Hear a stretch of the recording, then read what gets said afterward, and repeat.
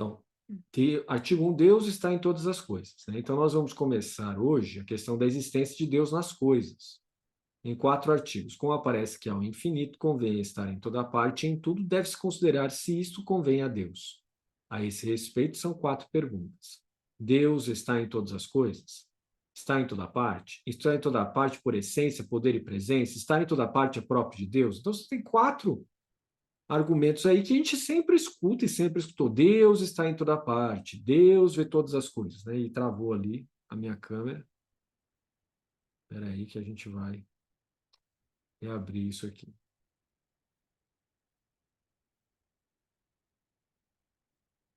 Pronto, agora sim.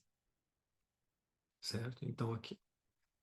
Deus está em todas as coisas? Quanto ao primeiro artigo, assim se procede. Parece que não está em todas as coisas. Aqui, a gente precisa ter um pouco de prudência, porque não se trata de monismo, mas monoteísmo. Então, Deus está em todas as partes porque cria todas as coisas, né? E tudo aquilo que ele cria tem um pouco dele mesmo ali, né? De alguma maneira, a gente interpreta desse modo, né? Mas não é Deus na sua totalidade. Não se trata, portanto, de um sistema monista, geracional, mas um sistema de criação. Deus está fora, ele cria a partir do nada. Isso é característica do monoteísmo. Um único Deus, criador de todas as coisas. Diferente do politeísmo, que seria algo que a gente não vê muito hoje, né? Seria aquilo que está ligado à religião dos gregos, né? E dos romanos, que hoje a gente só tem traço, nem sabe direito como funcionavam as coisas lá. Bom, com efeito, o que está acima de tudo não está em todas as coisas, certo? Ora, Deus está acima de tudo, como diz o Salmo, excelso é o Senhor sobre todas as nações e assim por diante, que é Salmo 112, versículo 4, de acordo com a versão Vulgata de São Jerônimo.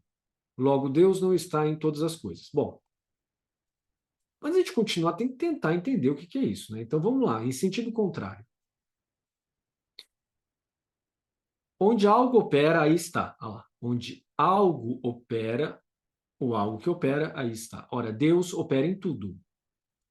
Segundo o que diz Isaías, capítulo 26, versículo 12, versão da Vulgata de São Jerônimo. Senhor, realizastes em nós todas as nossas obras. Todas as nossas obras. Logo, Deus está em todas as coisas. Bom, aqui, São Tomás está sendo um teólogo. Ele usa a autoridade das Escrituras como força impositiva de argumento. Mas isso não é típico de Tomás de Aquino. Ele agora vai usar a razão aliada à fé e a fé aliada à razão para responder a essa questão. Respondo: Deus está em todas as coisas, não como uma parte da essência delas. Portanto, quando ele fala aqui, ó, não como uma parte da essência delas, ele está dizendo que não se trata de monismo, não se trata de geração, como é o caso do brahmanismo védico indiano. O Deus do hinduísmo não é o mesmo Deus aqui do cristianismo. Lá se trata de um Deus geracional. Ele gera a partir da sua própria essência. Batatas produzem batatinhas. Tá certo? Então, é como se assim, se fosse Deus está em todas as partes como em sua essência, significa que nós seríamos deuses. Ah, mas Jesus fala assim. Não vistes que vós todos sois deuses lá no Evangelho de João? Né? Mas da sequência vem a resposta. A quem a palavra de Deus foi dirigida, não a quem a palavra de Deus gerou a partir de Deus. Percebe a diferença? A quem a palavra de Deus foi dirigida pressupõe um intelecto que capta a mensagem de Deus e que se conforma com a realidade objetiva, com a verdade objetiva última, que é Deus. Ao passo que, se estivéssemos falando da geração, se a palavra fosse gerada em nós a partir de Deus, mesmo que não é esse o caso, aí aí eu e você seremos deuses por essência, participantes como Jesus da Trindade. A gente não é participante de Jesus como da Trindade, é por adoção, é filho adotivo. Ora, o que caracteriza o filho adotivo? Afetivamente, o pai e a mãe amam aquela criança, ou deveriam amar aquela criança, como se fosse parte de si mesmo, né? Uma geração não espontânea, mas provocada, causada, que veio de si e do outro, e que aí gera ali dentro, né? Então, é uma parte minha que está ali. O filho adotado não é assim, o filho adotado vem de outro lugar, né? Então, usa-se essa analogia com a adoção para dizer da diferença de essência entre eu, você e Deus. Deus cria, e na sua criação, ele forma a gente de acordo com a teologia tomista, de acordo com a síntese tomista, de acordo com o pensamento de Tomás de Aquino, formado por um ente que é essência e existência. São duas coisas diferentes. E nessa essência, nós estamos discutindo a essência, nós temos uma diferença enorme, porque nós não somos deuses. E nós sempre temos a pretensão de querer ser deuses, né? A gente sempre quer dizer assim, Deus faça para mim, eu mereço. Se o Senhor me ama, faça não sei o quê. Se o Senhor gosta de mim, faça não sei o que lá. Agora, se fôssemos deuses, como Jesus é Deus, não haveria necessidade. Você participa da essência, você faz. Assim como você, como ser humano, participa da essência humana, você faz coisas de seres humanos. Ora, se participássemos da essência de Deus, faríamos coisa divina, mas não é o caso. Nós precisamos do auxílio do Espírito Santo, que vem e habita em nós e faz as coisas de acordo com a vontade dele, não de acordo com a nossa vontade. Né? Então, isso já mostra que a gente não é nem um pouco essência divina. Mas a gente gosta de se comportar como se fosse essência divina. E aí considera a gente mesmo como super importante, como uma essência divina, imutável, intransponível, transcendente e merecedora de todo o bem e de toda a graça e de toda a felicidade, de toda a prosperidade. Por quê? Porque eu sou. Só Deus é. Só Deus é. A gente não é. É o brado de São Miguel Arcanjo. Quem como Deus? Quem é como Deus? Ninguém. Porque só Deus é, o resto é tudo composto. Então, quando numa estrutura predicativa você tem sujeito, verbo, predicado, na estrutura lógica você tem que o verbo e o predicado faz parte da estrutura predicativa. Na estrutura linguística, não. Então, nesse sentido da estrutura linguística que eu estou falando, eu sou aquele que é. É uma remissão ao próprio verbo ser, é. Porque Deus é ato. Deus é ato puro. Em Deus não tem composição. Em Deus não tem potência e ato, não tem forma e matéria, não como na gente, não tem nada disso nele. Deus é simples. E aí você fala assim, Deus é simples, então eu sou simples, tem que ser simples. Não confunda a esfera moral com a esfera ontológica. Está confundindo as coisas. A gente nunca vai conseguir ser simples porque a gente é ato composto o tempo todo. Ato composto pelo quê? Por potência e ato. Forma e matéria. Substância, acidente. Ente, essência e existência. Ente, né? Então, essência e existência. Então, a gente nunca vai ser simples. Deus é simples. Há uma maneira diferente de pensar. E que a gente não pensa muito sobre isso, porque a gente sempre pensa assim: ah, eu tenho que ser simples. Confundindo categoria ontológica, o ser enquanto tal, isso é categoria ontológica, com a categoria moral e de modo de vida, de comportamento social. Não pode confundir as duas coisas nesse ponto, tá bom? Aqui trata-se de uma teologia formal com um estudo sistemático e que diferencia categorias do saber. Então, não pode misturar tudo nesse ponto.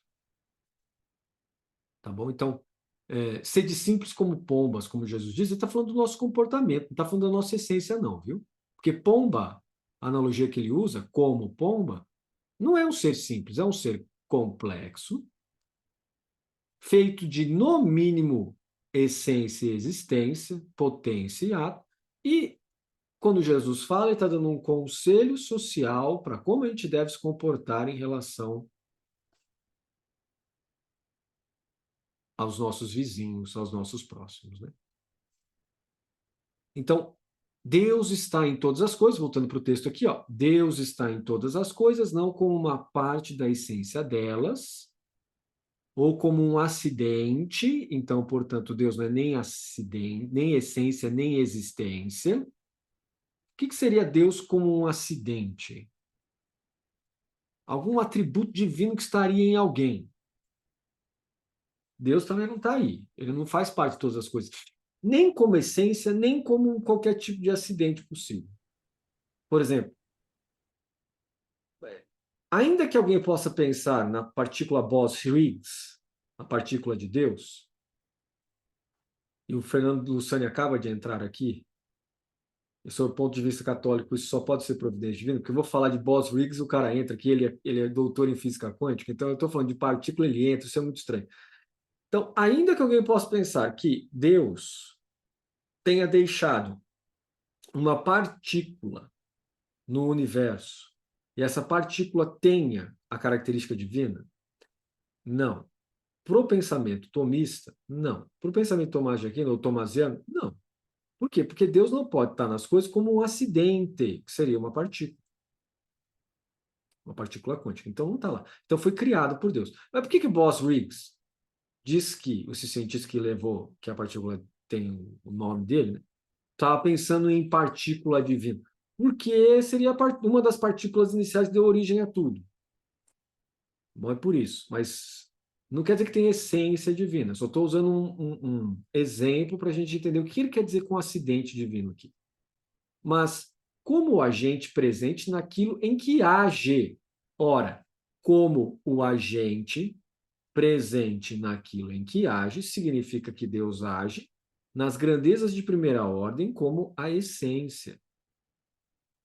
Então, Deus, a presença dele no mundo, não é no acidente e não é fazendo parte direto das essências. Deus age no mundo, está presente no mundo de uma maneira diferente. É necessário que todo agente se encontre em contato com aquilo em que imediatamente age e o atinja com o seu poder.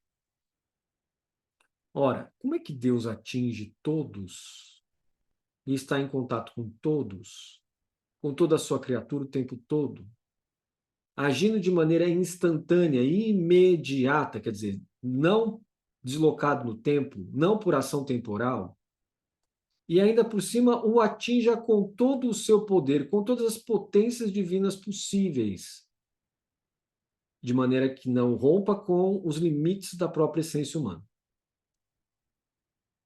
Por isso, no livro 7 da física, quem é que escreve esse livro 7 da física? Aristóteles, né? Prova que o motor e o que é movido têm de estar juntos. Prova que o motor e o que é movido têm de estar juntos. Bom, vamos lá. Aqui nós temos um problema enorme, porque Aristóteles é um pré-holista. E Tomás de Aquino pega aquela estrutura do pensamento de Aristóteles, que é uma espécie de pensamento interdependente entre matéria e forma, e coloca ele dentro de um sistema substancial, essencialista, eternalista, que é o monoteísmo. E aí, como é que ele vai lidar com o problema de choque entre uma coisa e outra?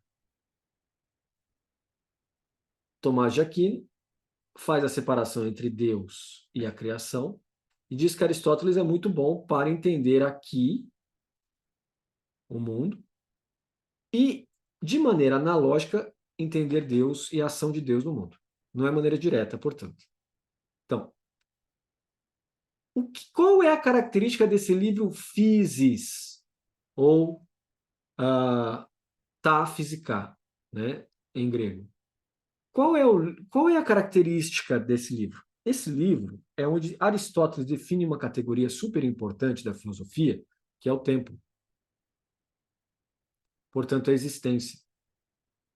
No livro Metafísica, Aristóteles define algo muito importante para o mundo ocidental, que é as substâncias eternas. Então, no livro da Metafísica, ele define as essências, substâncias, essências. No livro da Física, ele define a existência, o tempo.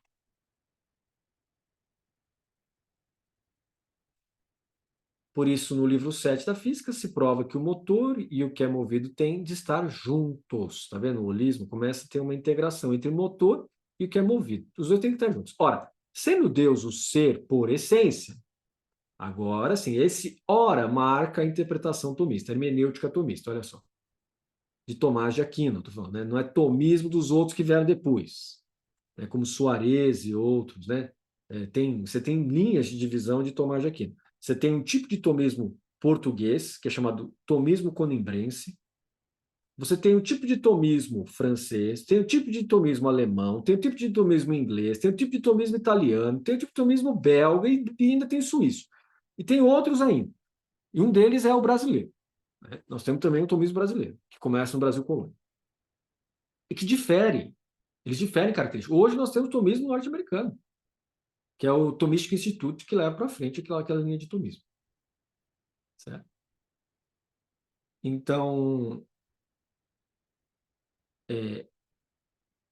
o que nós estamos vendo aqui é uma versão do tomismo brasileiro. Por quê? Porque quem faz a interpretação dessas notas de rodapé são os nossos freis dominicanos, principalmente do convento de São Alberto Magno em Perdizes, em São Paulo. Então, quer dizer, o pessoal que a gente conhece é que faz essa nota de rodapé e que interpreta essa Tomás de Aquino e faz a tradução.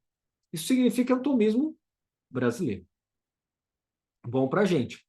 Porque se eu estivesse usando o manual das editoras de Turino ou editora de Bolonha, etc., nós estaríamos diante de um tomismo italiano. Ou um neotomismo italiano. Isso tudo neotomismo que a gente chama, né? Mas ainda não está certo, não está muito claro para mim o que é aquele tomismo, neotomismo, o que é esse negócio aí que o pessoal cria, né? Mas tem a ver com as categorias de contraposição à modernidade.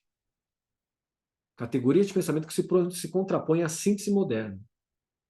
Em outras palavras, é uma reação dos pensadores católicos ao modo de pensar da teologia racional e ao modo de pensar da teologia empírica, e como eu disse para vocês em aulas anteriores, o modo de pensar da teologia tradicionalista, aquela que queria, que gosta, que quer que volte à monarquia, missa de costas, em latim, etc. Então, trouxe uma reação. Pelo período histórico dessa versão da Suma Teológica que nós estamos vendo aqui, dessa tradução, nós teríamos que classificar como neotomista. Mas não é suficiente o período histórico. Nós temos que ver quem se filia à interpretação tomista que está sendo feita aqui. E quando a gente olha para a estrutura dos comentadores dessa Suma Teológica e dos tradutores, a gente vê que existe muita chance de serem neotomistas. E qual é o problema com isso? Nenhum. A minha opinião é que neotomista pós-Concílio Vaticano II é melhor. E não é um achismo, é uma questão de abertura para o mundo na proposta de São João 23 e todos os papas que vieram pós São João 23. Eu me filio a eles, e aí tem bastante gente que vai querer falar que eu sou do capeta. Eu não acho que eu sou do capeta, porque eu acho que todas as almas devem ser salvas e todos os povos do mundo devem entrar para a salvação da misericórdia de Deus, e eu não gosto de colocar limite na misericórdia de Deus, dizendo que somente os batizados serão salvos, né? Ninguém coloca limites à ação do Espírito Santo. O Espírito Santo age da maneira como ele quer e salva quem ele quiser, né? Agora, o que aumenta a chance, sem dúvida alguma, na relação de testemunhar a Cristo perante o mundo, os sacramentos são essenciais, né? Marcam a presença da pessoa na comunidade cristã. E nesse viés, pensando em termos de probabilidade, tal, tentando traçar alguma coisa matemática, aumenta a chance da pessoa se salvar. Aumenta a chance, não quer dizer que se salva. Quem é que sabe quem se salva? Só Deus. Só Deus e só Ele. Tanto é que a igreja, e a gente até escutou o Frei Marcelo Neves, né? Lá no monastério, não, lá no convento de São Alberto Magno, em Perdizes, dando aula para a gente sobre a Suma Teológica, diz claramente que quem diz que alguém vai para o inferno peca contra o Espírito Santo. Então, a gente não pode fazer essa afirmação de que a pessoa vai para o inferno. Por quê? Porque só Deus sabe. Como Deus tem misericórdia infinita, a ponto até de mandar o Filho dele para o nosso mundo, a gente nunca sabe, né? Quem é que foi, quem é que não foi para o inferno. Então, ora, sendo Deus o ser por essência, é necessário que o ser criado seja seu efeito próprio, como queimar é efeito próprio do fogo. Este efeito Deus o causa nas coisas não apenas quando começam a existir, mas também enquanto são mantidas na existência, como a luz é causada no ar pelo Sol enquanto o ar permanece luminoso. Ora, nós estamos falando então que Deus cria e Deus mantém, de certo modo, a partir de diversos níveis de desenvolvimento da ordem que ele mesmo criou, a providência divina. São Tomás é obrigado aqui a apoiar-se em uma tese, aqui embaixo, que será estabelecida adiante no Tratado sobre a Criação. Deus é a causa eficiente de todos os entes. A suma mais rigorosamente construída não pode evitar totalmente tais antecipações. Certo, certo. E talvez assim você esteja pensando assim, nossa, né, mas nós estamos estudando tanto Tomás de Aquino, nós estamos estudando teologia católica, nós estamos estudando os documentos da igreja, nós participamos dos ministérios, nós participamos da missa, dos sacramentos, etc. Mas tem gente que acha que a gente não é católico e gosta de ficar apontando o dedo porque as pessoas aqui raspam a cabeça, estudam o budismo. Isso é hipocrisia. Você não precisa ficar com medo desse tipo de atitude. Isso é hipócrita. É o sermão de Jesus contra os fariseus. Hipócrita. Vocês têm a chave do reino dos céus, fecham para vocês mesmos e também fecham para os outros. Mas como assim? Isso é hipocrisia. Não é deles, a gente também isso. Por quê? Porque é sempre um julgamento estereotipado, do externo para fora. Então, se não é, então tem que ser, porque não pode ter nada budista em volta de você, não pode isso, não pode aquilo. Mas é uma mentira, porque o povo brasileiro adora espiritismo, adora candomblé, adora umbanda, né? E se não faz isso, trata as coisas de Deus como se fossem coisas mágicas, né? Coloca sal bento e água benta nas portas e unge portas. Isso é coisa de mágico. Sal bento e água benta são sacramentais. Sacramentais, que lembram o quê? A água lembra o batismo. O sal lembra a fé em Cristo. E o óleo lembra os 7 dons do Espírito Santo e a necessidade de testemunhar Cristo em nossas palavras, pensamentos e ações corporais e ações sociais, ações políticas e assim por diante. Isso tem poder contra o demônio. Isso tem poder contra os nossos demônios internos, que são os nossos vícios. Agora, o estereótipo de dizer quem é budista e quem não é, porque tem que andar com uma cruz para o lado de fora, etc., o que adianta isso? Então, isso, né, recentemente, me parece que a gente fez uma gravação do Frei Furaloso, apareceu ali a Monja Thaís primeiro ali, e aí já perguntaram se aqui estava virando budista. Isso é um preconceito. De onde vem esse preconceito? Esse preconceito vem do estereótipo. De onde vem esse estereótipo? Esse estereótipo vem de diversos meios sociais que a gente está exposto e que ficam tentando padronizar o comportamento das pessoas, dizendo que elas podem fazer o que elas não podem. Ora, o estudo, a preparação, o entendimento e assim por diante não tem nada a ver com a sua fé em Cristo. Por quê? Porque a fé em Cristo depende de uma experiência de Jesus ressuscitado. Depende de uma fé que é dom. E esse dom é colocado nas nossas capacidades intelectivas mais primordiais e que precisam ser desenvolvidos ao longo do tempo por meio de um cultivo de espiritualidade que seja profundo, fundamentado nos 2 mandamentos: amar a Deus acima de todas as coisas e ao próximo, no primeiro momento, como a si mesmo. No segundo momento, é amar o outro como Jesus nos amou. E isso aí é muito mais difícil do que amar o outro como a si mesmo. Como a si mesmo já é quase impossível. Agora, amar o outro como Jesus nos ama, aí envolve o sacrifício de si mesmo. E não é o sacrifício daquela teologia que a teologia da América Latina critica, que é a teologia sacrificial. Você tem que sacrificar alguém para aplacar a sociedade. Nós estamos falando do sacrifício de si mesmo como oblação a Deus. Ou seja, o que é isso?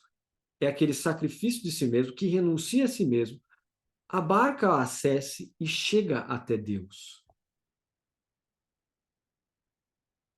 através do aperfeiçoamento de si mesmo dentro da graça vinda do Espírito Santo, que é, de novo, a caridade e a misericórdia. Caridade é o amor expresso para com Deus que se manifesta para os outros. A misericórdia é da nós mesmo para os outros. Estão todos na condição de sofrimento, separados de Deus até que Jesus retorne. Nós somos chamados a construir o reino de Deus para aliviar o sofrimento dos outros, como o bom samaritano fez, e não a partir do julgamento se a pessoa é dessa religião, se ela é daquela religião, se ela tem um comportamento como eu quero, se não, não tem. A nossa fé em Cristo, ela está segura. Porque se a gente teve essa experiência com Jesus ressuscitado, e com a presença do Espírito Santo dentro da comunidade que é a igreja, com todas as suas falhas, com todos os seus problemas, com todos os seus desentendimentos e assim por diante, mas algo nos chama ali dentro, nossa fé está segura, porque ela é dom. Mas é um dom que precisa ser desenvolvido constantemente.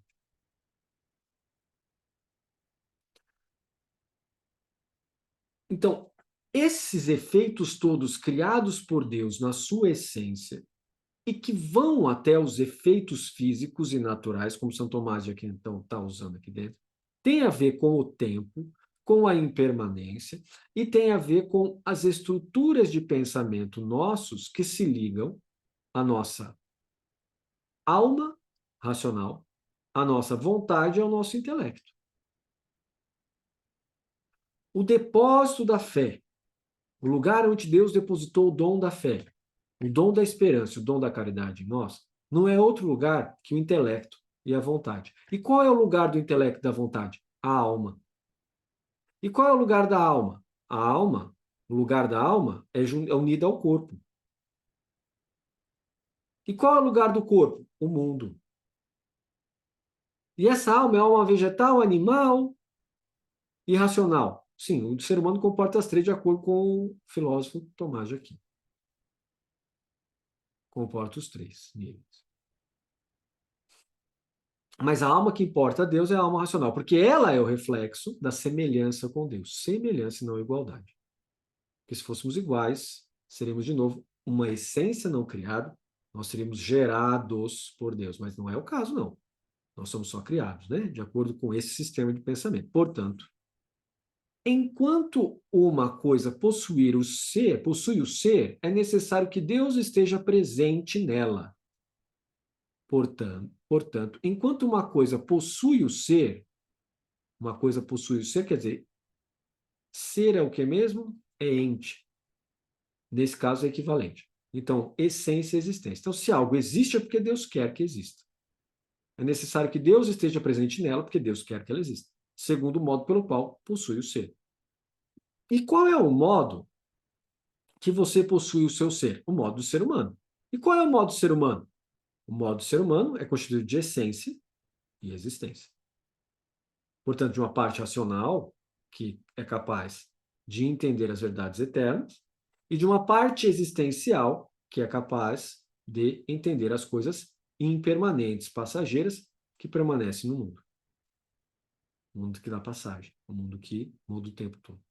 Ora, o ser é o que há de mais íntimo e de mais profundo em todas as coisas, pois é o princípio formal de tudo que nelas existe, como já se explicou. Olha lá. Então, se você queria uma definição de ser, você acabou de receber a definição de ser aqui, né? É ou não é? Acabou de receber a definição de ser.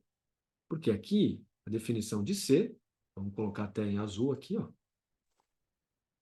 que é, na verdade, parecendo roxo, né? O ser é o que há de mais íntimo, de mais profundo em todas as coisas e de menos conhecível de todas as coisas, porque é o mais geral de todas as coisas, né? O mais geral de todas as coisas é o ser. Pois é o princípio formal de tudo que nelas existe, como já se explicou. Então, é necessário, então, que Deus esteja em todas as coisas e intimamente. É necessário, então, que Deus esteja em todas as coisas e intimamente.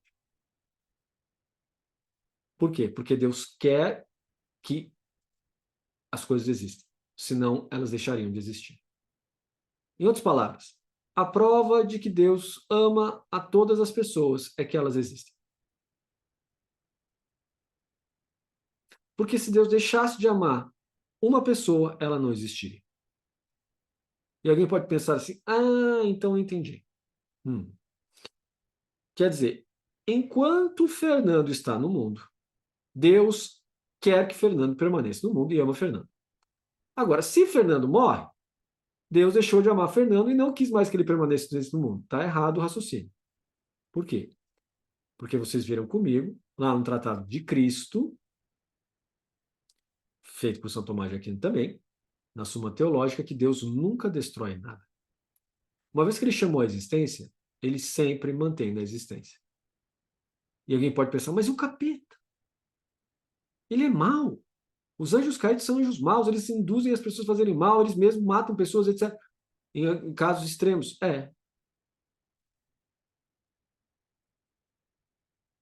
Mas Deus ama eles também. Deus ama eles também. Porque Deus não pode deixar de amar e de dar liberdade para as pessoas escolherem, inclusive eles também como pessoas. Por que Deus não elimina eles? Porque eliminaria o mal. Porque o mal é a ausência de ser. É a carestia de algo que precisava estar lá. E, por exemplo, os demônios, eles sabem que Deus existe, mas eles não têm fé em Cristo. Tem gente que fala assim, demônio também tem fé. Fé é dom. Fé é dom, dado por Deus para o honesto intelecto, sem dúvida. Mas eles não têm aquela fé que o mártir tem em Cristo. Eles sabem, esse aqui é o Filho de Deus. Esse aqui. Não é que tem fé, não. Eles têm alguma coisa ali de cognição. Sabem que aquilo ali é Deus. A gente tem fé. Por quê? Porque a gente não penetra nesse tal de íntimo do ser aí que ele está dizendo, no mais profundo do ser. Já essas substâncias intelectivas chamadas anjos, né, que a sua contrapartida, quando deixa de querer se voltar para Deus, eles se tornam demônios. E é móvel essa composição? De acordo com a doutrina católica, não é móvel, não. De acordo com a doutrina católica, que se fundamenta em cima do livro da Revelação ou do Apocalipse, não é móvel. Houve uma batalha no céu, um terço dos anjos caíram na terra, que é uma analogia com as estrelas do céu que estão lá, e agora Miguel venceu, o arcanjo Miguel vence a batalha no céu e o demônio desce para a terra. E agora quem tem que dar conta dele são os seres humanos, são os santos e as santas. É você e eu, mesmo sem santidade nenhuma, nós temos que ir atrás para tentar dar conta disso aí, de parar ele. E como é que você faz para parar ele? Como que você faz para parar o reino das trevas, né? Olha, o mundo já sob uma lei, né? Isso o São Paulo fala, o São Pedro também fala, o próprio Jesus é tentado na tradição dos evangelhos, né? É dito, principalmente de Marcos, que Jesus foi levado ao deserto e que ali ele foi tentado pelo demônio, e o demônio disse: todas as coisas me foram dadas neste mundo. O demônio mentiu nesse ponto? Tem padres e tem teólogos que dizem que sim, tem outros que dizem que não. Eu me filio ao ponto que ele não está falando mentira. Por quê? Porque ele desceu sobre a terra, depois que ele perde a luta. Isso é tudo analógico, né? Tudo uma fonte um pouco poética, né? Ele perde a luta de Miguel pelo reino dos céus, ele cai aqui na terra. E foi dado para ele porque ele caiu aqui na terra. Deus poderia ter escolhido colocar ele em outro lugar, ele não escolheu, colocou ele aqui na terra. Então foi dado para ele de fato. Foi dado para ele. Agora a gente faz o que com isso? Se submete a ele? Não. Por quê? Porque assim como Deus deu liberdade para ele, Deus também deu liberdade para a gente. Por que São Miguel Arcanjo segura todas as representações de São Miguel Arcanjo? Ele está com uma espada com o demônio, mas ele não está com a espada enfincada na cabeça do demônio, nem com a lança enfiada na boca do demônio. Tá? Não está. Por quê? Na boca do dragão, né? Ele está apontando assim para a boca, assim, né? Mas não espeta. Por que São Miguel Arcanjo não espeta a boca dele e acaba com tudo isso de uma vez? Por que na carta de São Judas está dito que o demônio de São Miguel Arcanjo nem enfrenta ele e fala assim: olha, que o próprio Senhor te repreenda. Não vou mexer um átomo do meu dedo contra você. Por quê? Porque São Miguel Arcanjo sabe da liberdade. É estranho isso, né? A gente pensa assim, não, mas essa liberdade de vacina? Não, isso não é liberdade de vacina. Vacina, normalmente, a gente tem a questão da liberdade de escolha, mas a gente sempre pensa também na empatia, no altruísmo, de se vacinar por outro, né? A gente não se vacina porque a gente só quer se salvar, mas que a gente quer ajudar os outros a não serem contaminados por aquilo também, né? Então, aí é que entra a validade da vacina. Então, a nossa liberdade, ela tem um limite. Qual é o limite? O O limite de que a gente precisa sempre estar pensando no segundo mandamento, não só no primeiro. Quando a gente escuta proposições políticas que dizem assim, mas no Brasil não tem liberdade porque você é obrigado a se vacinar. Tá certo isso? Tá certo se você pensar só verticalmente. Só verticalmente, meu dom da liberdade ele é supremo. Tá certo, verticalmente. Agora, se você olhar para o seu lado, e Deus não te fez com o olho aqui em cima da cabeça para olhar para o céu, ele fez com o olho aqui, ó, no horizontal, com dois ainda, para você ver as pessoas, né? Não fez você com um olho só aqui, mas com dois no horizontal para a gente ver as pessoas, dois ainda em vez de um, né? Porque tem gente que acha que é ciclope, né? Já viu ciclope? Ciclope só tem olho para um lado, né? Só sabe defender uma coisa. E tem dois. Né? Tem ouvido também, ó, que não está no mesmo lugar, está em outra direção aqui, né? Nariz para baixo, né? Olho para frente, para cá, né? Então a boca para cá, né? Na mesma direção que os nossos olhos, tal. Agora não tem nada para cima aqui. Né? Onde que está para cima? Está aqui. Só que isso, você percebeu? Está para baixo ainda disso aqui. Então tem uma estrutura corporal nossa que pode ser usada como analogia para a gente entender Deus. Então, se aqui é o centro, está sempre pensando no que chega até as pessoas. Então, a gente tá certo quando você fala assim, não, mas Deus me deu a liberdade, ela tem que ser respeitada. Tá certo. No entanto, Deus também te deu o quê? O amor e a compaixão pelas pessoas. E aí, neste ponto, a nossa liberdade encontra um limite.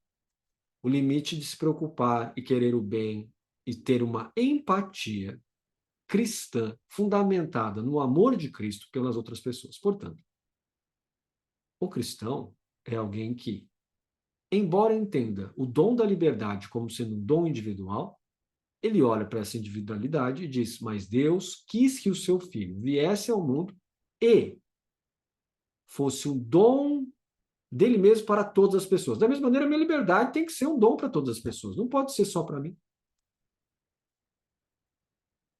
O presidente dos Estados Unidos, o Trump, fala isso, né? Não, nós vamos tirar. Estava assistindo ontem isso. Nós vamos tirar a obrigatoriedade de vacina dos Estados Unidos. Não vai precisar, mas porque a liberdade é suprema. Verdade, mas o Trump não é cristão, porque se fosse cristão não pensaria desse jeito. Ele até poderia dizer, como eu estou dizendo a vocês, não, de fato, a liberdade ela é suprema. Mas, quando chega Jesus de Nazaré, que era Deus, se faz homem para salvar todos os demais. Era mais conveniente que ele morresse na cruz, porque daí ele próprio a gente que ele ama de fato. E nós somos seguidores dele? Não, aí não dá. A liberdade nossa é sempre uma liberdade que tem um objetivo, que tem uma finalidade, que tem uma direção, que é a salvação. E a salvação, a palavra é soter em grego, quer dizer saúde. Portanto, a nossa direção para Cristo sempre se coloca numa espiritualidade que protege a saúde nossa e a saúde dos outros. Então, não dá para falar de uma obrigatoriedade da vacina sem pensar no cristianismo. Assim como não dá para desobrigar a ter vacina sem pensar também em Jesus na cruz. Então, a gente não pode ir por esse lado. A gente precisa ir pelo lado da defesa da empatia, da defesa de uma obrigatoriedade de vacina em nome da saúde das pessoas. Ah, mas e quando não tem vacina, né? Foi o caso da Covid-19, né? Não teve vacina suficiente. De fato, tudo aquilo que foi feito durante o período da pandemia não é vacina. Vacina demora 5 anos, pelo menos, para ser feito. Então, ainda não estaria, porque é 2024, né? Considerando que isso é 2020, estaria só o ano que vem para chegar uma vacina mesmo. Então, era tudo experimentação de vacina. Por isso que deu tanto problema. Muita gente teve realmente sequela na família, perda de membros, até mortes pela vacina. Mas, se você considera um conjunto todo, caiu a quantidade de mortos quando começou a vacinação. Então, a gente não pode defender que a vacina foi só uma ilusão, né? Não foi uma ilusão, não. Nós temos dados muito, assim, estruturados, né, para dizer que não, né? Não dá para falsificar tanto assim, né? Então, tem gente que tem... É estranho isso, né? Tem gente que tem muita confiança em vídeos do Instagram e vídeos de YouTube, e vídeos de TikTok, mas não tem confiança em cientista que está o dia inteiro trabalhando com isso. Então, aparece um cientista meio trololó, faz vídeos no TikTok, os caramba, dá um monte de argumentação e a pessoa para de pensar porque ela só quer seguir aquilo que é mais fácil. Ah, ele me convenceu, mas a verdade não é convencimento. A verdade empírica da física não é convencimento. A verdade da fé para o cristão não é exatamente convencimento, é porque tem um componente de experiência espiritual com Jesus ressuscitado. Certo? E aí muda essa situação, porque não é mais uma questão só de convencer para crer, mas experimentar e ver para crer. Mas aí tem o próximo momento, né?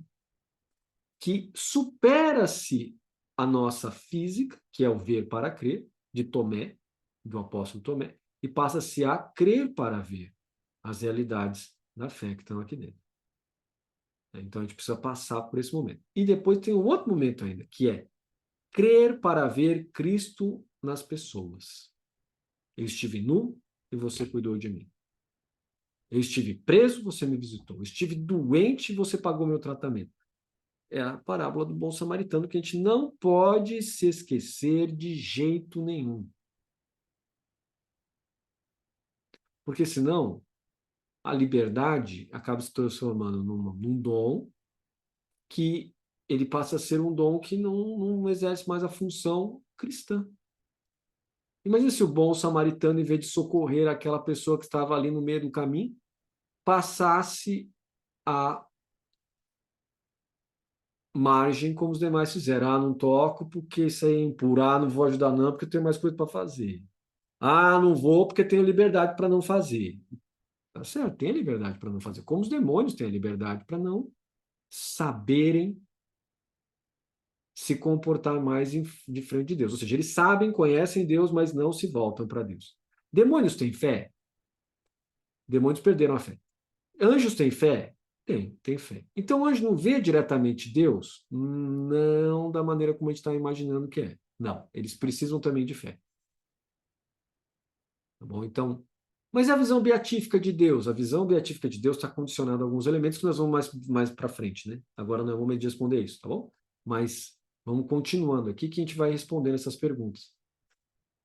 Então, é necessário então que Deus esteja em todas as coisas e intimamente, porque é Ele que sustenta o ser de cada um de nós. E se Deus, a prova de que Deus te ama é a sua existência e a manutenção da sua essência, como algo que permanece dentro do tempo e fora do tempo. Essência e existência. Mas a minha vida está ruim, está tudo ruim, tá tudo capenga, tô com dívida no banco, minha mãe tá doente, meu pai tá com doença terminal e assim por diante. Como é que você pode dizer que Deus me ama me colocando numa existência assim?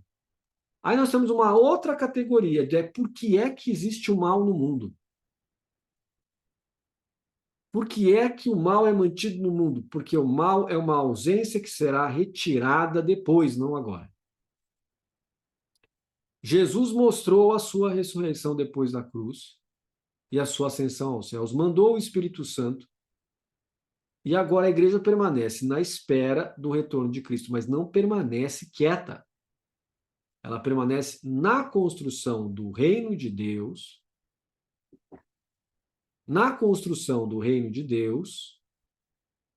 a partir do quê? Do modelo dado por Cristo. Certo? Então, agora vamos lá. Vamos voltar agora à primeira objeção. Com efeito, o que está acima de tudo não está em todas as coisas. Ora, Deus está acima de tudo, como diz o Salmo 112, versículo 4. Excelso é o Senhor sobre todas as nações, etc. Logo, Deus não está em todas as coisas. Primeira resposta, portanto, deve-se dizer que Deus está acima de todas as coisas em razão da excelência de sua natureza.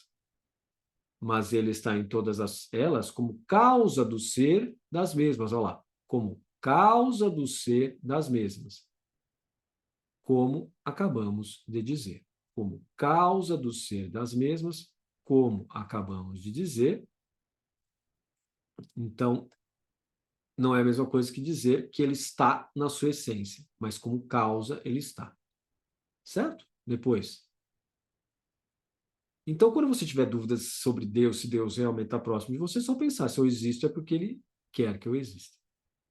E se eu estou sofrendo é porque ele quer que eu sofra. Tá indo longe, tá confundindo categorias de novo. Bom, então vamos com calma aí. À medida que a gente for avançando, a gente vai respondendo essas perguntas. Então, eu existo porque Deus quer.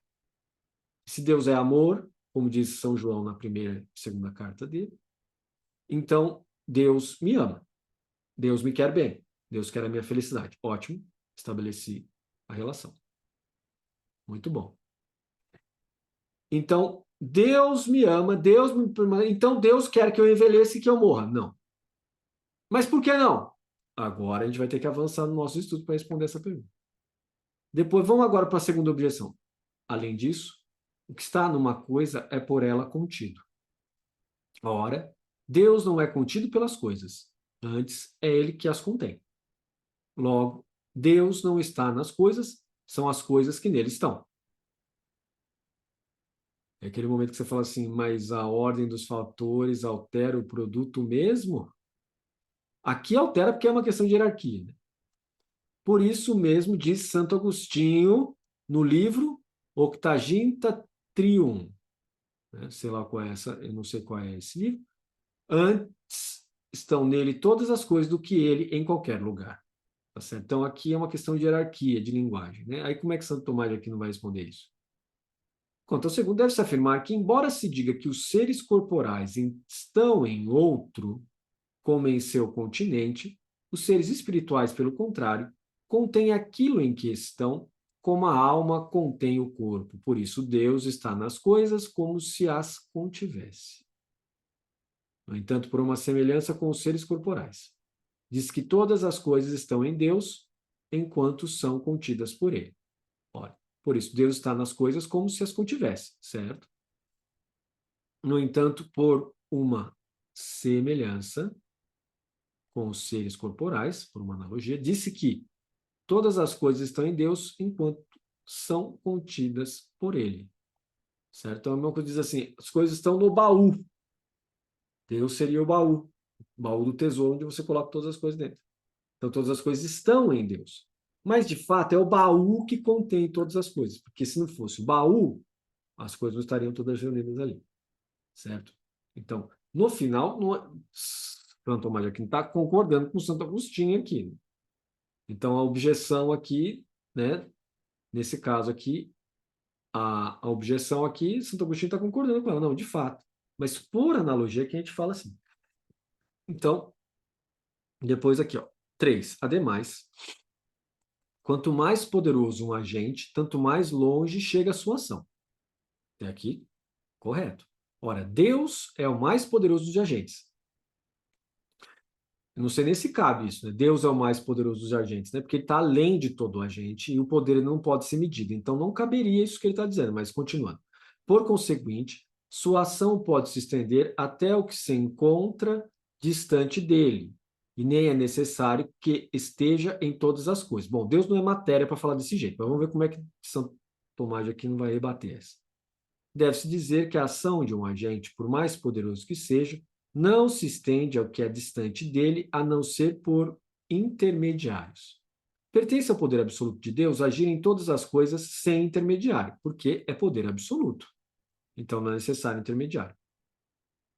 E assim, nada está distante dele, como se Deus não estivesse presente. No entanto, as coisas se dizem distantes de Deus por uma dessemelhança da natureza ou da graça. Olha, quando ele fala da natureza aqui, ele está falando da essência. Agora, da graça, ele está falando de uma outra ordem, que não é ontológica mais, mas é uma ordem soteriológica de uma ação sobrenatural de Deus no mundo. Por exemplo, a adoção filial. Porque você tem fé em Cristo, Deus te dá a adoção filial. Poderia não dar, mas ele quer assim. Então ele derrama sobre você a graça dele. Então, se naquele momento que você começa a acreditar em Cristo e ter fé nele, Deus começa a operar uma transformação em você porque é da ordem que ele quis. Mas não é uma ordem da maneira como ele criou. É uma ordem dada. É um dom. Bom, então é um presente, é um dom. É algo que não está no normal. Quando você recebe um presente, é porque não está no normal. Por isso que a gente se alegra. Porque se fosse normal, não.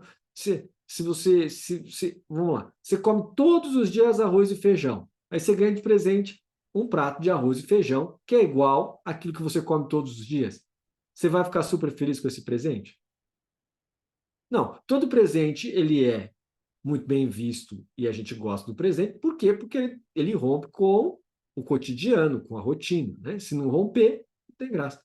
Se alguém vier e te der uma meia, você pode até ficar feliz. Né? No caso de você estar precisando de uma meia, não quer até o shopping comprar, não quer até a loja, não quer até a internet, esperar chegar. Você fica feliz, me deu uma meia. Mas não é aquele presente assim extraordinário, né? Você fica feliz que a pessoa pensou em você, o extraordinário da coisa aí é simbólico, né? Não é mais material. Né? Aqui é sobrenatural. Como ele próprio está acima de tudo pela excelência de sua natureza. Ele está acima de tudo pela excelência da sua natureza. Portanto, vamos voltar aqui ao argumento. Quanto mais poderoso um agente, tanto mais longe chega a sua ação. Certo, mas Deus é todo poderoso e, portanto, ele age de maneira imediata, não por meio de agentes intermediários, nem por meio de anjos. Ele deixa os anjos participarem. Eles deixam essas substâncias separadas participarem da vida divina, mas ele não precisa dela. Como as pessoas dizem assim, tem música de igreja que diz assim, Deus precisa de você. Não, Deus não precisa da gente, ele é. A gente precisa de Deus. Por quê? Porque a gente tem uma inclinação natural para com Deus. E essa inclinação, essa angústia conduz a gente para Deus. Por quê? Porque ele é o sumo bem, só ele é simples e só ele é perfeito. Então, todas as coisas, de acordo com o sistema atomista, conduzem para esse lugar. Posteriormente, a filosofia dos racionalistas e a filosofia dos empiristas não vão aceitar nenhum desses argumentos que eu estou dando para vocês, viu? Eles vão dizer, não, esse argumento seu aí não tem como provar, isso é objeto de fé. Essa é uma ciência aristotélica, e aí eles começam a derrubar esses elementos da filosofia aristotélica. Bom, e aí você tem o resvalo disso na teologia atomista, né? Porque você resvala elementos da teologia atomista, e aí você resvala também a estrutura da teologia atomista. Né? Então, a gente tem que saber que, como veio primeiro a teologia e a filosofia atomista, então ficou uma estrutura de reação, de proteção, uma estrutura reacionária. Então a estrutura atomista se protege, não gosta de argumentar. Quando vem o Concílio Vaticano II, é aquela abertura que fala, não, vamos argumentar sim. Por quê? Porque nós já viemos de uma estrutura desde o século XVIII com a igreja esclarecendo quais os pontos da modernidade que ela não aceita. Bom, eu vou dizer para vocês assim, ainda bem que houve o Concílio Vaticano II, na esteira do Vaticano I. Porque antes do Vaticano I era tudo condenado, a igreja estava só reacionária, estava só reagindo, condenando tudo. Né? Então, às vezes a gente fica exposto a uma série de elementos que a gente não entende no catolicismo brasileiro. Né? Elementos como, a gente pode dizer assim, lives, podcasts, pessoas falando na internet, gostam de falar, como se estivesse protegendo a igreja de si mesmo, e condenam os papas, dizem que o Concílio Vaticano II não vale, o Concílio Vaticano I não vale, porque é uma postura super reacionária. Mas eu vou dizer para vocês, de plano, sem rodeio, é uma estrutura que vai acabar com a igreja vai acabar esvaziando de vez, se ela for tomada. É porque é uma igreja que se assemelha à Nova Vale de Ockham. É como se estivessem propondo uma entrada no protestantismo aqui dentro, no sentido de ir contra a igreja, se fechar e ficar só nas sínteses tomistas que já foram conhecidas a partir, sabe de quando? Do século XIII, século XIV, século XV, se fechar ali dentro. É um passo para trás. Esse pessoal propõe que a gente ande e pense como os europeus do século XIII e XIV em Portugal.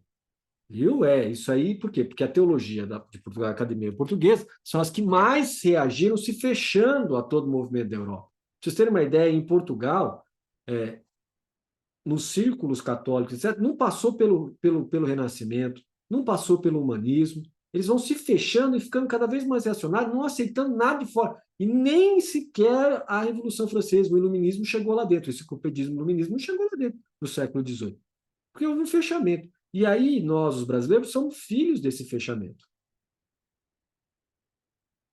E aí a gente entende por que tem tanta gente reagindo, dizendo que condenando papas, condenando o Vaticano I, condenando o Vaticano II, falando que não pode, que tem que ser assim, que tem que ser assim, que a CNBB é uma vergonha, e falando um monte de coisa desse tipo.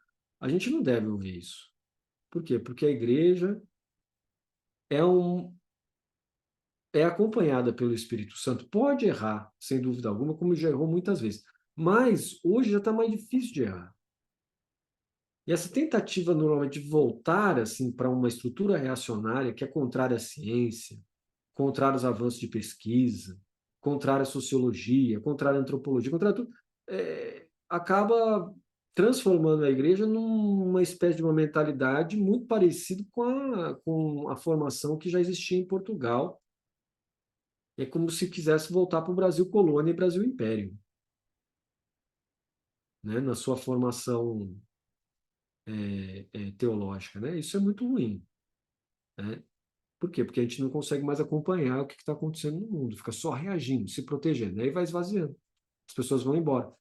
É essa atitude que fez com que nós tivéssemos um crescimento gigantesco das igrejas evangélicas, que hoje passam por um processo também de reformulação em relação a essas mesmas estruturas que a gente está vendo dentro da igreja.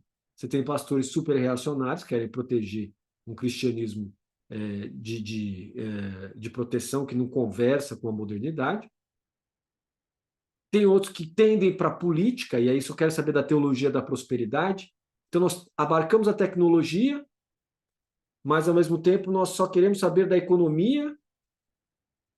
Em relação a valores, nós somos super conservadores.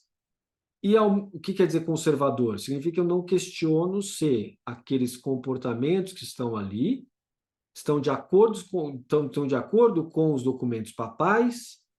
E no caso dos evangélicos, está de acordo com a orientação das igrejas deles. Né? Eles não gostam de questionar isso. Por quê? Porque o Espírito Santo fala diretamente para eles. É complicado isso, né? Porque falta os elementos da tradição e falta os elementos do magistério. Né? E a nossa Igreja Católica Romana tem uma série ali de secretarias internas do Vaticano para cuidar disso no mundo. A gente precisa acompanhar isso aí. Principalmente o pessoal que estuda teologia tem que acompanhar isso. Bom, 4. Ademais, os demônios são realidades, sem dúvida. No entanto, Deus não está nos demônios. Já sabemos que não é bem assim. Né? Pois não existe união entre luz e as trevas. É um argumento aqui maniqueísta, né? Um argumento de extremos, entre opostos, entre Deus e o demônio. Veja, algumas vezes você vê no Facebook um post que parece Jesus fazendo queda de braço com o capeta. Isso você esquece. Isso é a pior bobagem que você já viu na sua vida. Não existe, não existe queda de braço entre o poder infinito e o poder finito de um demônio. Impossível, certo? Então, aquilo ali é a coisa mais assim, quem fez aquilo está tentando criar uma ideia de maniqueísmo, de oposição entre forças, que foi abandonado pela igreja já no século IV, no século III, depois de Cristo, já foi sendo abandonado isso aí, porque não tem disputa. Deus, quem é como Deus? Não tem disputa. Não tem uma disputa, é uma questão lógica até. Né? Não tem disputa entre Deus e o demônio. O que existe são disputa entre seres humanos e demônios. Isso tem. Agora, até o livro do Apocalipse diz, o demônio desceu sobre a terra. Ai de ti, terra e tal, porque ele veio. Ele foi depositado na praia, entre o mar e a terra. Quer dizer, no campo político, no campo da existência. Então, é ali que, de fato, aí tem uma disposição entre seres humanos e demônios em luta. Tem. Que aí Santo Agostinho fala cidade de Deus, cidade dos homens, né? Ele mostra muito bem essa relação ali dentro, né? Que a gente acompanha, né? Porque a gente é formado dentro desse fluxo de cristianismo, então a gente conhece, a gente também conhece o livro Confissões de Santo Agostinho, né? Que são outras coisa que a gente precisa olhar, e não era ignorado por Tomás de Aquino de maneira nenhuma.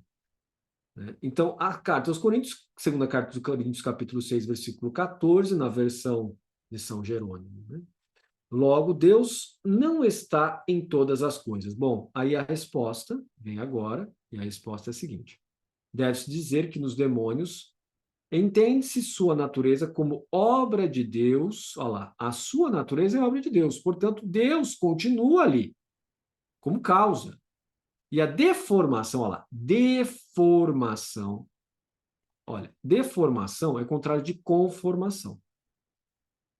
A deformação, ou seja, aquilo que não se formata, não se conforma com Deus, vem do pecado, do erro, como não procedente dele. Ou seja, é a deformação do pecado como não procedente dele. Por consequente, não se deve absolutamente conceder